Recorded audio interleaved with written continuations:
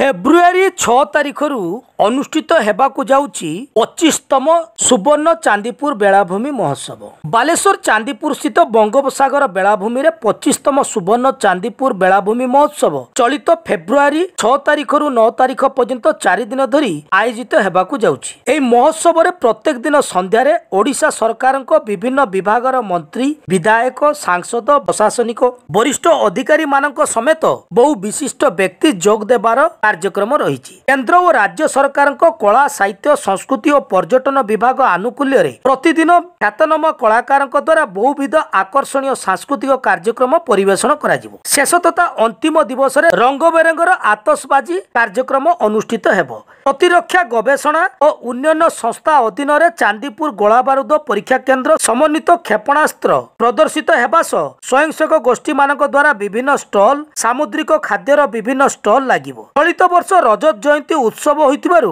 विगत वर्ष मानक अपेक्षा चलित वर्ष उत्सव को अधिक आकर्षणीय और उपभोग्य करिया पई उद्यम करा जायछि। एही अवसर रे महोत्सव कमिटी पक्षरु एक स्मरणिका सुवर्ण सिकता प्रकाश करा जिवो। कला साहित्य संस्कृति पर्यटन प्रभृति विषय को नहीं बहु उपादेय लेखा एथिरे प्रकाश पाइबो। 4 दिन धरी आयोजित हेउथिबा एही महोत्सवर सफलता नहीं सहयोग करने को स्थानीय सभागृह ठारे आयोजित सांबादिक सम्मेलन रे कमिटीर सभापति तथा पूर्वतन विधायक जीवन प्रदीप दास, उपसभापति विप्लव कुमार महांती, साधारण संपादक हरेकृष्ण दास और रौप्य जयंती कमिटीर अध्यक्ष लक्ष्मीनारायण महांती प्रमुख अनुरोध करथिले। कमिटीर अन्य कर्मकर्ता अतिरिक्त साधारण संपादक भावग्राही महांती, संपादक भागवत साहू, किशोर दास, डॉक्टर श्रीमान श्रीचंदन, कोषाध्यक्ष माधवानंद मिश्र, अमृतांशु पट्टनायक, सुकुमार रणा समेत बहु कर्मकर्ता उपस्थित रही।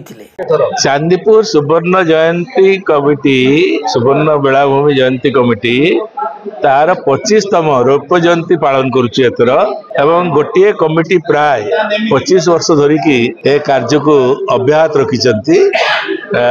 एवं एथर जेहेतु सिल्वर जुबली होउची आमे किछि नुआ लोक को जड़ित करिचु। प्रशासन आउ टिके निज तरफ से माने इंटरेस्ट है कि जड़ित होइछंती से माने जेमिति कि कलेक्टर होंतु किबा एडीएम सब कलेक्टर समस्ते एते सहयोग करछथि। एसपी पुलिस प्रशासन सहयोग करछि एवं ता सहित एथर मुख्य कथा ला आमे मुख्यमंत्री को आनिया पई हमर योजना अछि। से कहिछथि मध्ये भारवाली ताकर ऑफिशियल किछि आसी नाही। भारवाली कहिछथि 7 तारिख दिन आसीबे बोली। ताकर जदि कार्यक्रम किछि आ भितर फिक्स न होए बारे किबा अन्य किछि ताले 7 तारिख दिन से आसीबे।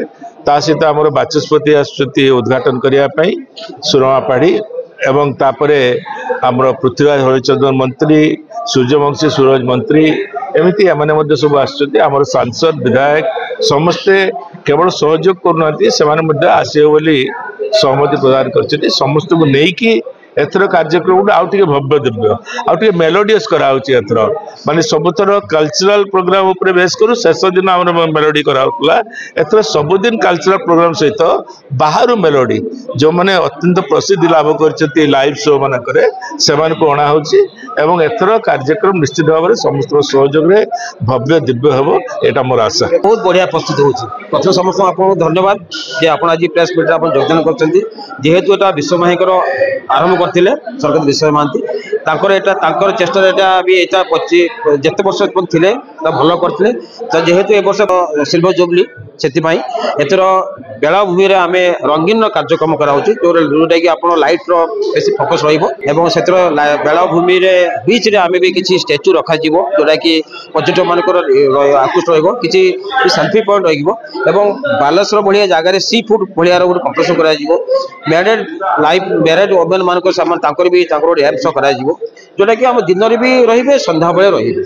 द्वितीय कथा हला जेहेतु एथरा मुख्यमंत्री आछंती बाचस्पति आछंती एवं तांकर गमन पई हमर जेहेतु भीड़ रो आशंका रहिछि सेति पई हमर जो पास रो व्यवस्था रखा होछि। पास एथरा निहाती पास रहिबो। हम विधायक निर्देश जे हम पैटर्न अछंती जे निर्देश दिछंती जे एथरा पास बेसी पास पुरे बटा जीवो स्पेशली सामाजिक मानक पास दिया जीवो जेहेतु से जेहेतु हमर प्रतिदिन तांकर पई हम दरकार होछि।